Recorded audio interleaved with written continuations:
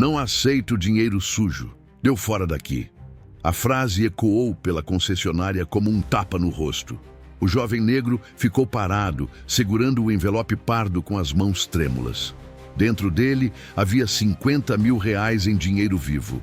Economias de uma vida inteira. Sonhos dobrados, nota por nota. O vendedor não falava baixo, pelo contrário. Fazia questão de que todos ouvissem. Outros clientes começaram a olhar, alguns cochichavam, outros apenas observavam, como se aquela cena fosse um entretenimento inesperado de fim de tarde. Muito dinheiro para quem anda assim, continuou o vendedor, apontando para a roupa simples do jovem. Isso aí não é normal. Aqui não trabalhamos com coisa errada. O jovem tentou explicar. Disse que queria pagar à vista, que sempre sonhou com aquele carro, que tinha trabalhado duro, mas cada palavra parecia piorar a situação. O vendedor riu, disse que aquilo devia ser fruto de roubo, tráfico, golpe. Chegou a dizer que as notas poderiam ser falsas. Some daqui antes que eu chame a polícia. O silêncio ficou pesado. Não era só sobre dinheiro. Era sobre desconfiança automática, sobre a ideia de que certos sonhos não pertencem a certas pessoas. E fica a pergunta que incomoda. Se fosse um jovem branco de terno com o mesmo envelope na mão, a reação seria a mesma? Ou o problema nunca foi o dinheiro? Foi quem estava segurando ele? Essa história não é sobre um carro. É sobre julgamento. É sobre preconceito disfarçado de procedimento. E sobre uma verdade que vai calar aquela loja inteira. Antes de continuar, deixa eu te perguntar uma coisa importante. De qual cidade você está assistindo esse vídeo agora? Escreve aqui nos comentários. Eu leio tudo. E já aproveita para se inscrever no canal, porque histórias como essa fazem a gente enxergar a realidade com outros olhos. E talvez se colocar no lugar do outro. Agora se prepara, porque o que vem a seguir vai mexer com você. O jovem negro entra na concessionária segurando uma mochila simples. Dentro dela, o dinheiro que ele juntou durante anos de trabalho pesado. Ele olha os carros como quem olha um sonho antigo, não com pressa, mas com respeito.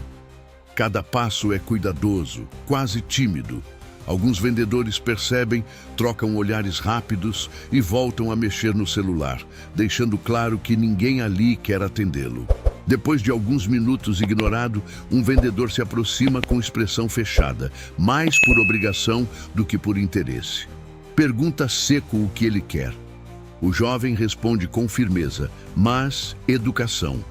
Diz o modelo exato do carro, o ano, a cor. Afirma que quer comprar à vista.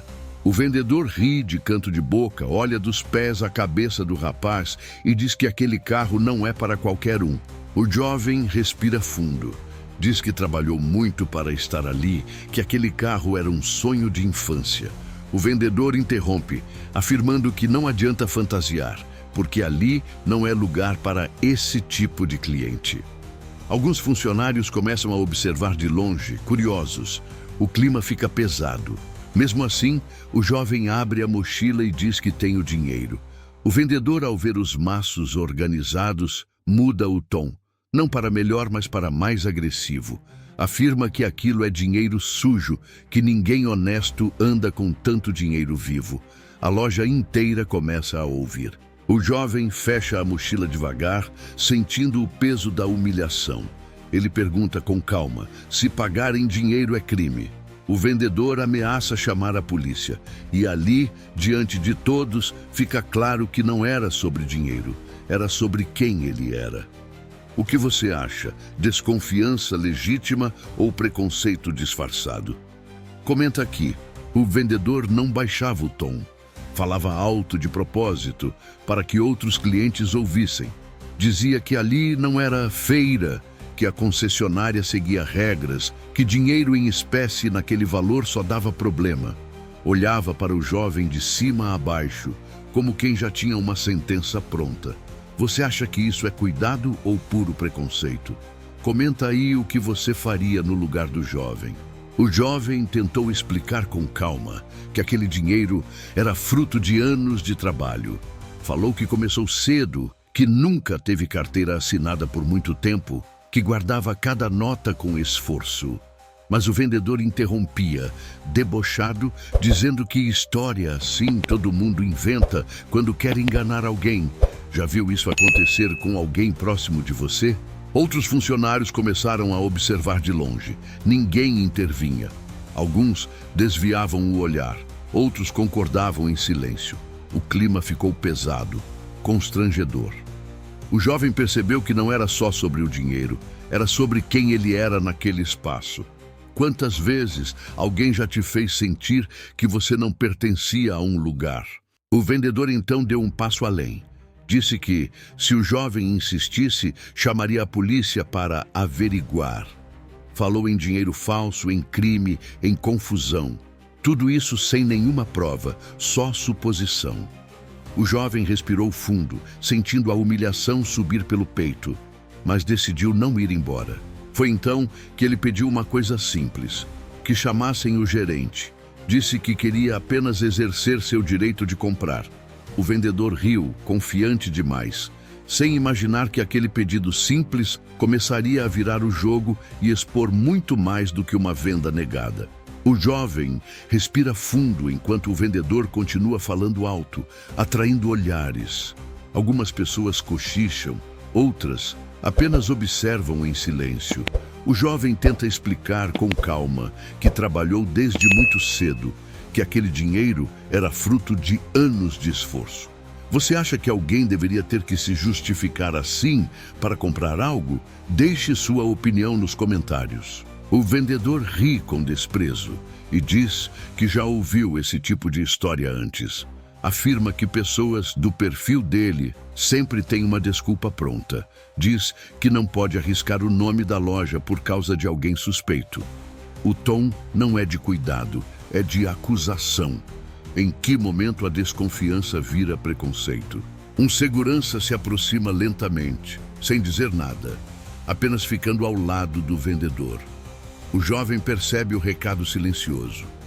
Mesmo assim, tira da mochila uma pasta simples e abre, mostrando recibos antigos, anotações, comprovantes de trabalho informal.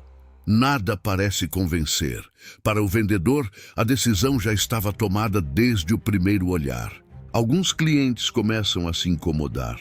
Uma mulher balança a cabeça em desaprovação, mas não diz nada. Um homem mais velho observa atento, como se tentasse entender quem realmente estava errado naquela cena. Você acha que o silêncio de quem assiste também contribui para a injustiça? O jovem então fecha a pasta, olha ao redor e diz algo que muda o clima do lugar. Ele afirma que não veio ali implorar por um carro, mas realizar um sonho, e completa: se esse sonho não pode ser realizado aqui, alguém vai ter que explicar muita coisa. O clima dentro da concessionária ficou pesado. O vendedor cruzou os braços, dizendo que não ia se comprometer por causa de alguém suspeito. Falou alto para todos ouvirem que aquele dinheiro podia trazer problemas, auditoria, polícia. Alguns clientes começaram a encarar o jovem como se ele fosse um criminoso. Você acha justo alguém ser tratado assim só pela aparência? O jovem respirou fundo. Pela primeira vez, sua voz tremeu levemente, não de medo, mas de cansaço. Disse que aquele dinheiro era fruto de anos de trabalho honesto, jornadas longas, fins de semana perdidos. Contou que nunca teve pai presente, que começou cedo para ajudar em casa. Mas ninguém parecia interessado em ouvir a história inteira. O vendedor riu com deboche e afirmou que história triste todo mundo tem. Disse que, se fosse verdade, o jovem deveria ter conta em banco, comprovante, gerente conhecido. A humilhação virou espetáculo. Um segurança se aproximou discretamente, como se já tivesse recebido um sinal. O silêncio do jovem começou a incomodar mais do que qualquer grito. Nesse momento, outro funcionário mais velho observava tudo de longe. Ele reconheceu algo naquele olhar cansado. Não era culpa, era dignidade ferida.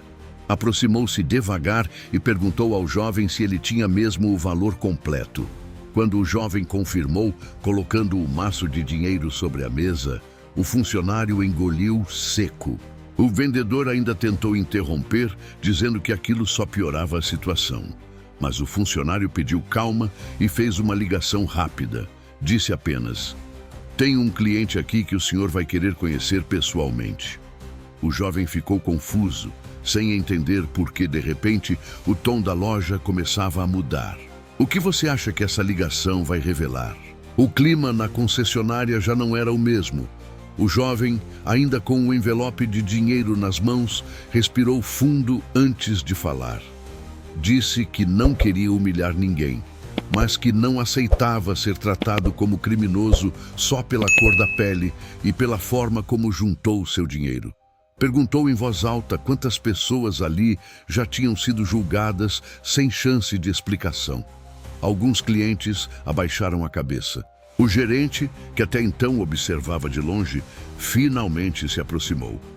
Pediu para ver os documentos do jovem, ouviu sua história com atenção e percebeu o erro que estava acontecendo.